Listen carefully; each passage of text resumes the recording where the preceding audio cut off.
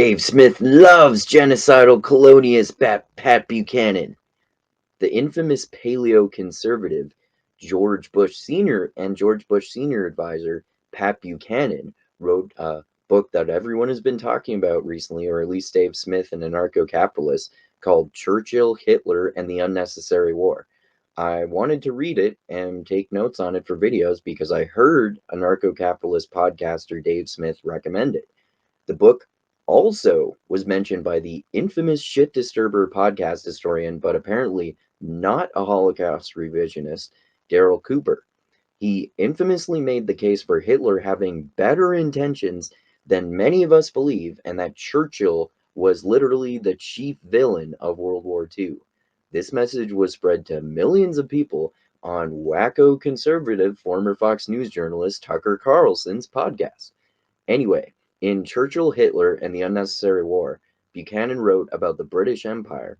He said that it was the greatest modern empire since Rome. It covered a quarter of the entire world and its people. Buchanan said verbatim that this created five of the greatest and freest countries, which are Canada, Australia, America, New Zealand, and Ireland. Hong Kong and Singapore were birthed from her divine womb. When the Chinese first, quote unquote, first came to know freedom. Totally, bro. The Chinese hadn't a fucking clue of what freedom was before the British Empire took them over. Yeah, Buchanan has a fucking hard on for the British colonial empire. Buchanan makes the insanely hyperbolic claim that if it weren't for the British Empire, India wouldn't be the world's largest democracy.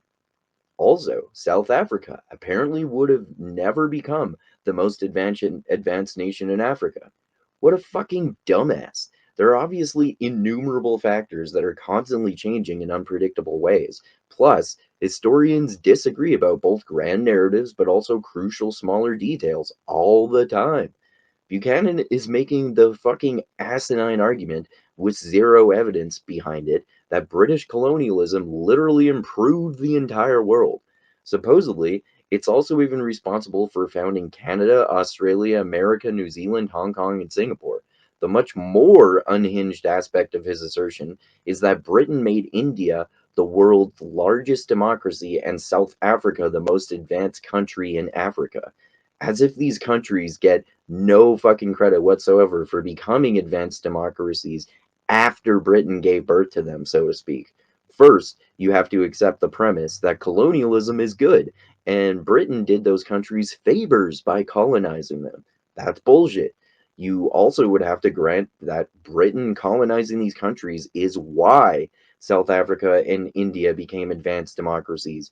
Even if you do, for the sake of argument, except for the sake of argument, I should say, except that Britain colonizing these countries was good, it doesn't at all logically follow that Britain colonizing these countries is the reason that South Africa and India developed into advanced democracies. Perhaps you could argue at the most that Britain forcefully made these nations into democracies. But even if there were and are British bureaucrats technically in control of these places, they tend to be figureheads. It's sure as fuck their accomplishments that led to this success as defined by our stereotypical modern Western bias. What a fucking arrogant idiot Buchanan is. So, listen to how fucking racist and full of shit Buchanan is about Africa. I'll quote him again. Quote, when the British arrived in Africa, they found primitive tribal societies. When they departed, they left behind roads, railways, telephone and telegraph systems, farm factories, fisheries, mines, trained police, and a civil service, unquote. Can you fucking believe that shit, man? Britain civilized those primitive tribal Africans. Despicable.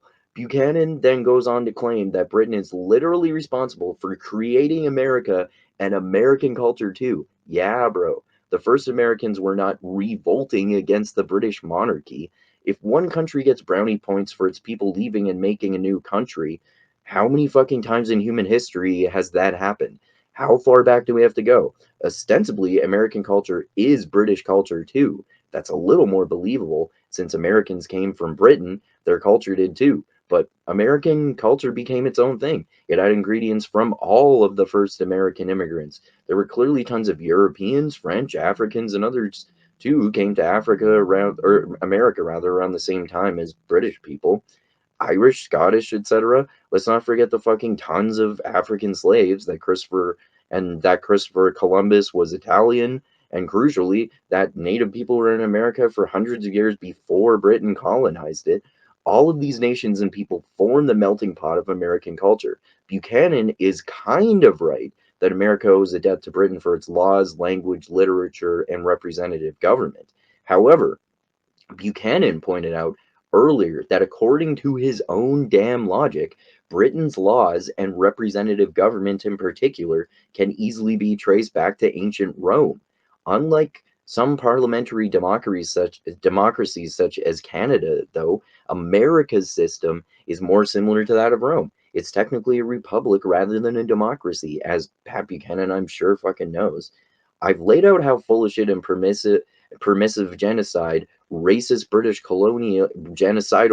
British colonialism Pat Buchanan is. So why the fuck are anarcho-capitalists like Dave Smith always gobbling his theoretical dick? Or I should say gobbling his rhetorical dick. A theoretical dick is maybe something a trans person has. Anyway, Dave Smith is always gobbling Pat Buchanan's dick. Pat Buchanan's rhetorical dick. Buchanan is completely for mass genocide and war over a quarter of the entire world for centuries. I thought that ANCAPs are anti-war to the point of basically being pacifist, or at least close to that. Buchanan may be theoretically arguing in his book that World War II was unnecessary, but even let's say conservatively that 100 million people died in that war, I'm open to the idea that this war didn't need to happen. Hitler, Stalin, Mao, Mussolini, etc., arguably should have all been killed, but was mass world war needed? Even if Buchanan's main argument in this book is 100% correct, he's still pro-war as fuck in general.